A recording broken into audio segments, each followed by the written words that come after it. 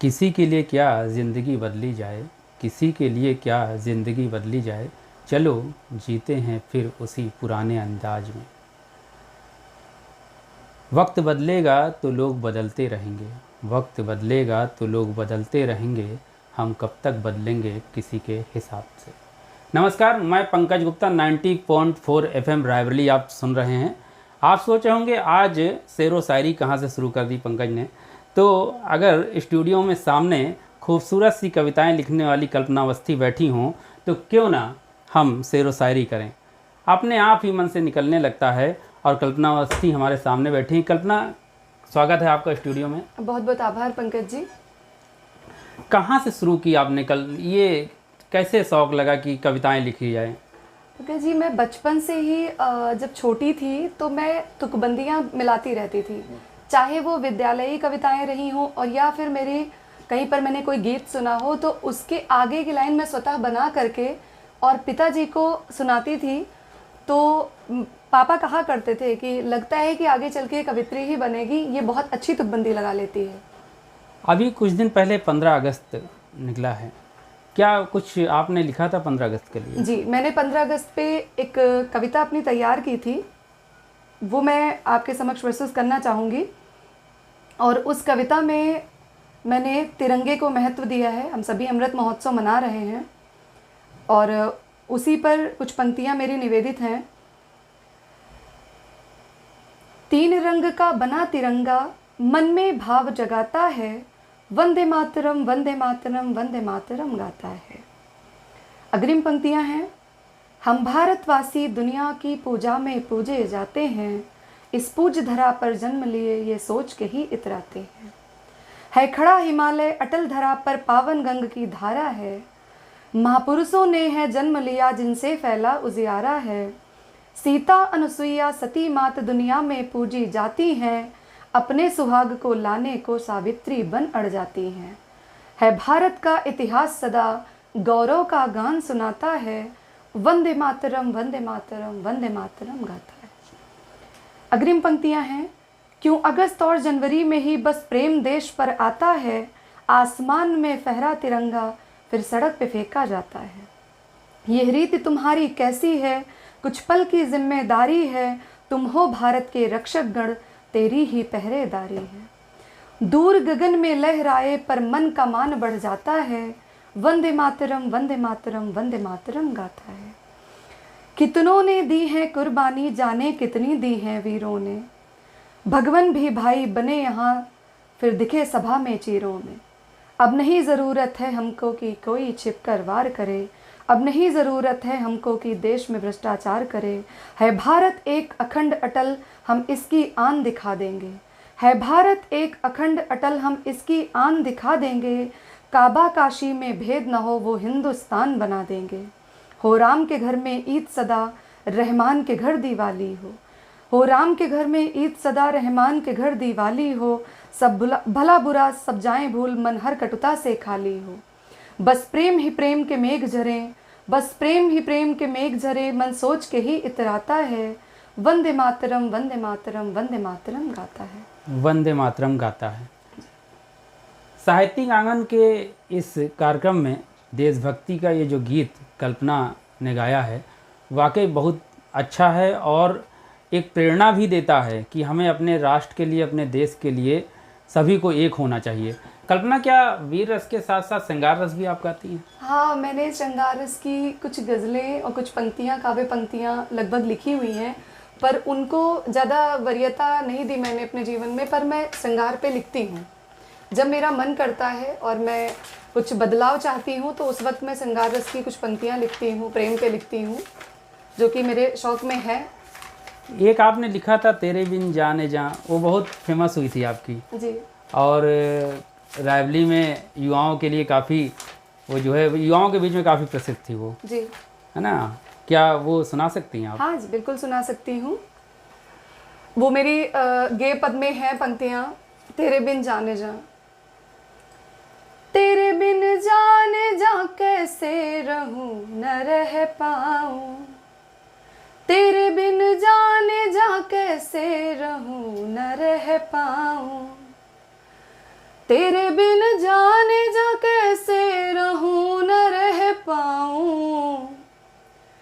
कितनी तकलीफ है इस बात को न कह पाऊं, कितनी तकलीफ है इस बात को न कह पाऊं। समेट लो मुझे तुम तो हो एक समंदर से, समेट लो मुझे तुम तो हो एक समंदर से, बन के लहरें मैं तेरे साथ साथ बह जाऊं, बन के लहरें मैं तेरे साथ साथ बह जाऊं।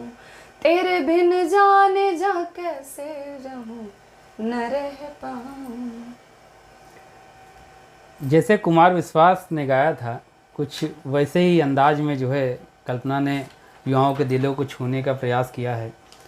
और बहुत से युवा कवि हुए हैं कल्पना, अभी तक आप कहाँ कहाँ जो है, आपने भी कई कवि सम्मेलन जो है अटेंड किए हैं, तो क्या एक्सपीरियंस रहा आपका, क्या अनुभव रहा?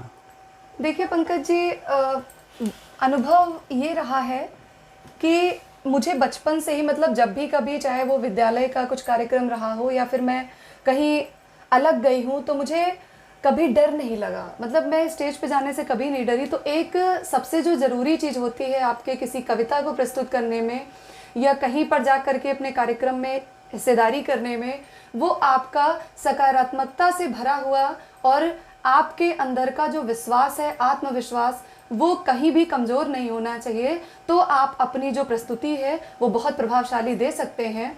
और जहाँ तक मुझे लगता है कि ये जो कवि सम्मेलन होते हैं, ये एक प्रतिभा निखारने का सबसे बड़ा माध्यम होते हैं, वो एक अलग बात है। पर जो मन की भावनाएं वहाँ पर व्यक्त की जाती हैं, उनसे हम सभी के अंदर तमाम प्रकार के रसों का संचार होता है और हम जीवन के भावों के प्रति और उन्मुखता से बढ़ते जाते हैं और कुछ कर गुजरने की ख्वाहिश और अधिक मन में पनपती जाती है। आपकी एक रचना आई थी हौसला जी, वो अगर आपको याद हो तो हम सुनना चाहेंगे और हमारे दर्शक भी सुनना चाहेंगे। जी, मैं बिल्कुल आपको सुनाऊंगी। और ये हौसला कविता मेरी उन सभी को समर्पित रही है जो जीवन में कठिनाइयों के दौर में जब आते हैं तो वो अपने आप को बहुत कमज़ोर समझते हैं, हारा हुआ मानते हैं। मैंने ज़िंदगी में सब कुछ स्वीकारा है पर कभी हार स्वीकार नहीं की, और हार को स्वीकार नहीं किया मैंने। तो मैंने लिखा था, रख हौसला गिरकर फिर से चलने का, रख हौसला गिरकर फिर से चलने का, कर हौसला नया कुछ बदलने का। चलते चलते कई बार गिरना होगा, चलते चलते कई बार गिरना होगा, गिरकर उठना, उठकर संभलना होगा। जब तक हौसला बरकरार है कोई हरा नहीं सकता, जब तक हौसला बरकरार है कोई हरा नहीं सकता। जिसने छोड़ दिया हौसला वो जीत का झंडा फहरा नहीं सकता। दिखा दी हमने दुनिया को अपनी सफलता की कहानी, भले थके पैर भरे आंखों में पानी। लोगों की सोच मोम सी पिघलती है, लोगों की सोच तो मोम सी पिघलती है, और सफलता के साथ ये दुनिया हर रोज चलती है। उन्हें जीत कर दिखाओ जो तुम्हारे हारने का इंतज़ार करें। ऐसे ही लोग हौसले की चिंगारी मन में हैं भरे। कल्पना याद करें लोग, आओ ऐसा कुछ काम करें। अब डर मत, नया उत्साह भरना होगा, गिर कर उठना, उठकर फिर से संभलना होगा। श्रोताओं के लिए एक हौसला जो भरा है कल्पना ने, उसे सुनकर मुझे यकीन है कि पसंद ज़रूर आया होगा श्रोताओं को हमारे। और श्रोताओं की बहुत दिन से ख्वाहिश भी थी ये कि इस तरह की कोई युवा कवि या कवित्री हमारे स्टूडियो में आए और अपने गीतों से आप लोगों को जो है उत्साहित करे। एक अहंकार जो है, आपने अहंकार शब्द का उपयोग किया था एक कविता में, और वो भी काफ़ी आपकी जो है फेमस हुई थी, उसे सुनना चाहेंगे श्रोता हमारे। जी पंकज जी, मेरी जो कविता अहंकार थी वो बहुत ही अधिक पसंद की गई रोमस बीनिया में भी, और बहुत सारी जगहों पर मैंने देखा था लोग पढ़ रहे थे। बाकी मेरे जानने वालों ने भी बहुत ही प्रोत्साहित किया था मुझे उसको लेकर के। तो अपनी कुछ पंक्तियाँ निवेदित करना चाहूँगी। क्या कभी कुछ जीता है किसी ने अहंकार से, क्या कभी कुछ जीता है किसी ने अहंकार से, और नफ़रत से क्यों जूझना जब सब कुछ मिले प्यार से, और नफ़रत से क्यों जूझना जब सब कुछ मिले प्यार से। ईश्वर ने अगर कोई खूबी दी है ये उसका उपकार है, जो मिल गया उसकी कद्र नहीं, जो नहीं मिला उसी का इंतज़ार है। और करो कुछ ऐसा कि दुख ना हो किसी को तुम्हारे व्यवहार से, करो कुछ ऐसा कि दुख ना हो किसी को तुम्हारे व्यवहार से, नफरत से क्यों जूझना जब सब कुछ मिले प्यार से। अहंकार सुदृढ़ व्यक्तित्व को तोड़ देता है, अहंकार सुदृढ़ व्यक्तित्व को तोड़ देता है, भरी भीड़ में भी अकेला छोड़ देता है। अहंकार की अभिव्यक्ति सच्ची नहीं होती, अहंकार की अभिव्यक्ति सच्ची नहीं होती, अहम के दर्प की जिंदगी अच्छी नहीं होती। अहंकार अपनत्व का हनन करता है, अहंकार अपनत्व का हनन करता है, अहम श्रेष्ठ की श्रेष्ठता का दमन करता है। छोड़ दो अहम को शीघ्रता से प्रतिकार से, छोड़ दो अहम को शीघ्रता से प्रतिकार से। नफरत से क्यों जूझना जब सब कुछ मिले प्यार से, नफरत से क्यों जूझना जब सब कुछ मिले प्यार से। जिसमें अपना चेहरा नहीं वजूद दिखे वो दर्पण देखो, बहुत कुछ मिलेगा सबसे पहले करके कुछ अर्पण देखो। दूसरों को दूसरों के गुणों को भी मान देना, हुनर प्रत्येक में है इस बात को सम्मान देना। गर्व व अहंकार में फ़र्क होता है, गर्व व अहंकार में फ़र्क होता है। सूखने पर भी गुलाब में खुशबू का अर्क होता है, सूखने पर भी गुलाब में खुशबू का अर्क होता है। तो काहे की नफरत काहे का अहंकार, तो काहे की नफरत काहे का अहंकार। मरकर भी जिंदा रहें लोगों के दिलों में, आओ करें ऐसा व्यवहार। कल्पना मुश्किल नहीं है, कल्पना मुश्किल नहीं है, कुछ भी पा लेना प्यार से। चाहे हामी भी भरवा लो किए हुए इनकार से। और नफरत से क्यों जूझना जब सब कुछ मिले प्यार से, नफरत से क्यों जूझना जब सब कुछ मिले प्यार से। सच, जब नफरत से कुछ नहीं मिल सकता और प्यार से ही सब कुछ मिल सकता है तो फिर नफरत क्यों और अहंकार क्यों। अहंकार की वजह से ही तो बड़े बड़े युद्ध हो गए। अभी इसमें आपकी इस रचना में एक शब्द आया था दर्पण, जी आपने दर्पण पर भी कुछ लिखा था, उसकी एक किताब भी आपकी आने वाली है, जी जी, है ना। तो उसको कुछ सुना सकती है दर्पण का कुछ। जी मैंने दर्पण पे लिखा है, मेरी पंक्तियां हैं। बिंब का प्रतिबिंब बिंबित, बिंब का प्रतिबिंब बिंबित, सत्य का हर चिन्ह चिन्हित। मुझ में है होता प्रदर्शित कौन हूँ मैं, मुझ में है होता प्रदर्शित कौन हूँ मैं। ये आईना पूछता है दर्पण। चार मेरे रूप हैं, सुख दुख मन और धात्विक। स्वाश्रित हूँ बंधक नहीं, मेरी छवि होती है आत्मिक। चरित्र का दर्शन कराती कौन हूँ मैं, चरित्र का दर्शन कराती कौन हूँ मैं। उपज नहीं मस्तिष्क की, हूँ सहज सरल अवलोकनार्थक। उपज नहीं मस्तिष्क की, हूँ सहज सरल अवलोकनार्थक। भ्रम संशय अपवाद मेरे, भ्रम संशय अपवाद मेरे। हूँ क्लिष्ट पहेली आलोचनात्मक। प्रसाद की शोभा बढ़ाती कौन हूँ मैं, प्रसाद की शोभा बढ़ाती कौन हूँ मैं। कल्पनाओं से परे हूँ औपचारिकता न भाती। तू चाहता है कुछ भी देखे पर मैं नहीं मिथ्या दिखाती। समझने में उम्र बीत जाती कौन हूँ मैं, समझने में उम्र बीत जाती कौन हूँ मैं। स्वच्छंद सात्विक प्राकृत दर्पण हूँ मैं, सत्य पर अर्पण हूँ मैं, सत्य पर अर्पण हूँ मैं। सत्य पर अर्पण हूँ मैं। दर्पण की यही खास बात है कि वो सत्य ही दिखाता है और उसे स्वीकार भी करना पड़ता है। बदलाव कहीं से नहीं होता है, लेकिन कविताओं में बदलाव भी हो सकता है। कल्पना, एक बदलाव आपकी आई थी जी, क्या आपको याद है वो? हाँ पंकज जी, मुझे याद है। और बदलाव मैंने जो वर्तमान परिप्रेक्ष्य में मैंने देखा है कि समाज में बदलाव आ रहा है, ये बात सही है कि कलमकार ही अपनी कलम की ताकत से बदलाव समाज में ला सकता है। पर मैंने कुछ ऐसे पंक्तियों को अपनी काव्य में समाहित किया है जो वाकई लगता है कि ये बदलाव नहीं होना चाहिए था। तो मैं बताती हूँ अपनी इस कविता में। ये किस बदलाव की ओर मुड़ गए हैं हम, ये किस बदलाव की ओर मुड़ गए हैं हम। और कहने को आधुनिकता के दौर से जुड़ गए हैं हम, और कहने को आधुनिकता के दौर से जुड़ गए हैं हम। पैर छूकर आशीर्वाद लेना पुराना हुआ, पैर छूकर आशीर्वाद लेना पुराना हुआ। कहने लगे हैं लोग बस हाय हेलो की गंगा में बहने लगे हैं लोग, बस हाय हेलो की गंगा में बहने लगे हैं लोग। गुणवत्ता से ज़्यादा नज़र अब ब्रांड पर है, गुणवत्ता से ज़्यादा नज़र अब ब्रांड पर है। जो अलग दिखे औरों से बस वही डिमांड पर है।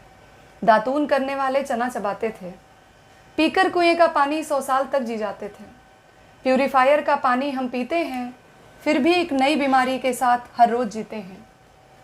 प्यूरीफायर का पानी हम पीते हैं, फिर भी एक नई बीमारी के साथ रोज़ जीते हैं।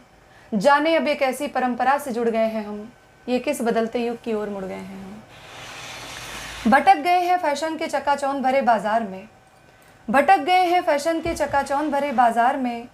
संयुक्त से बट रहे हैं एकाकी परिवार में, अब बड़ों का रोकना टोकना बच्चों को नहीं भाता, अब बड़ों का रोकना टोकना बच्चों को नहीं भाता, सच है बीता हुआ वक्त लौट कर नहीं आता। अब बड़ों का रोकना टोकना बच्चों को नहीं भाता, सच है बीता हुआ वक्त लौट कर नहीं आता। दिन रात अपनों के लिए पैसे कमा रहे हैं हम, उन्हीं अपनों से दूर होते जा रहे हैं हम। बदलाव का झोंका हर ओर छा गया है, बदलाव का झोंका हर ओर आ गया है, आधुनिकता का कोहरा हर ओर छा गया है।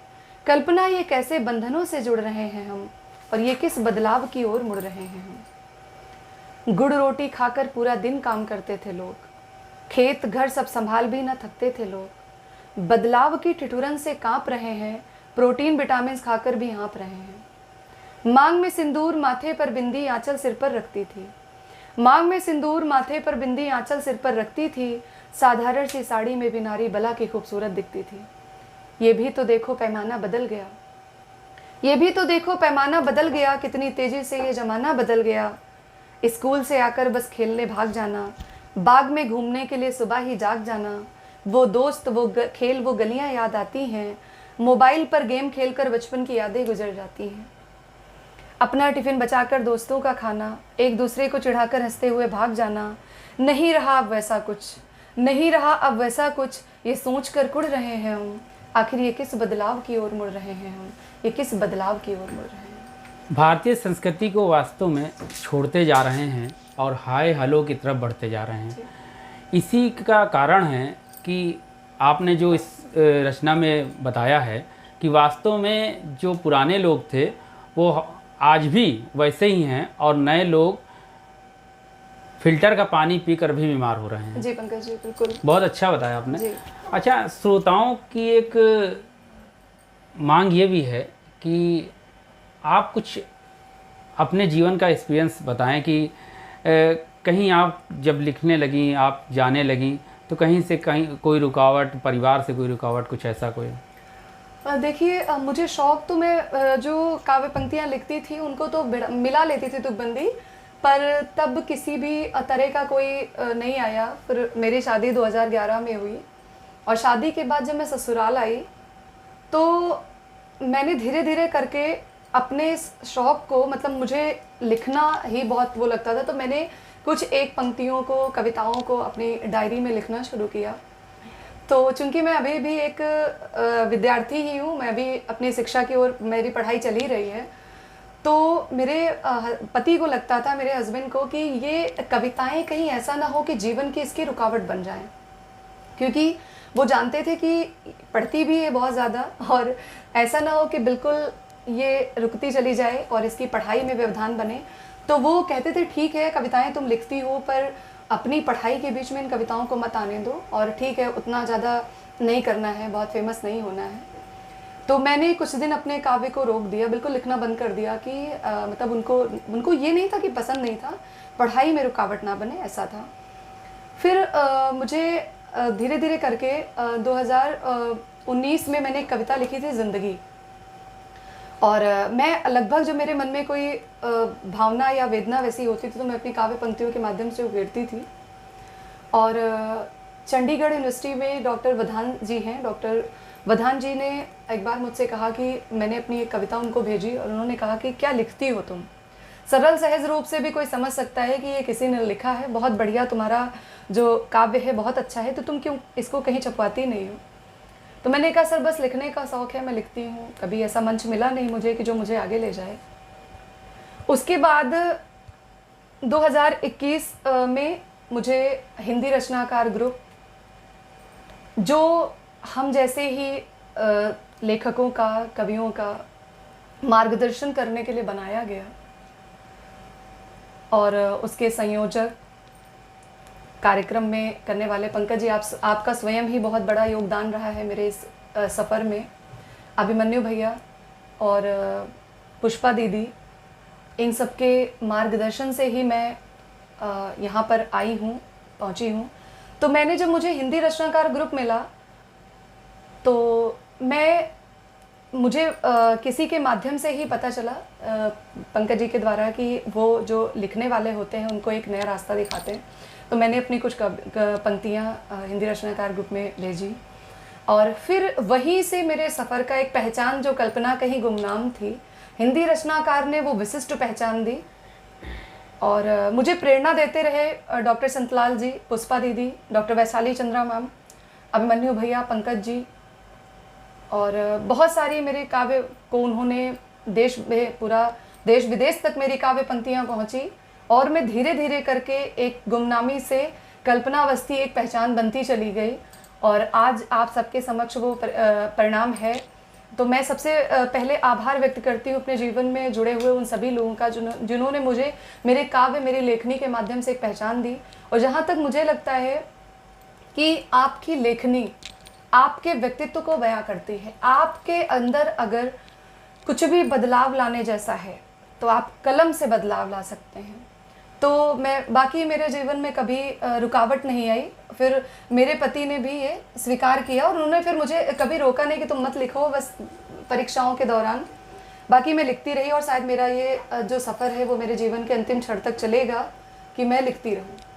मतलब आपकी जो लेखनी थी जब उसको पसंद की जाने लगी तो उन्होंने भी परमिशन दे दी। जी, बहुत अच्छा। एक दर्पण पे आपने और लिखी थी कविता, जी, वो भी हम लोग सुनना चाहेंगे, श्रोता उसको भी सुनना चाहेंगे क्योंकि वो भी बहुत फेमस हुई थी आपकी। जी, जी, मैं बिल्कुल अपनी कविता आप सबके बीच में रखती हूँ।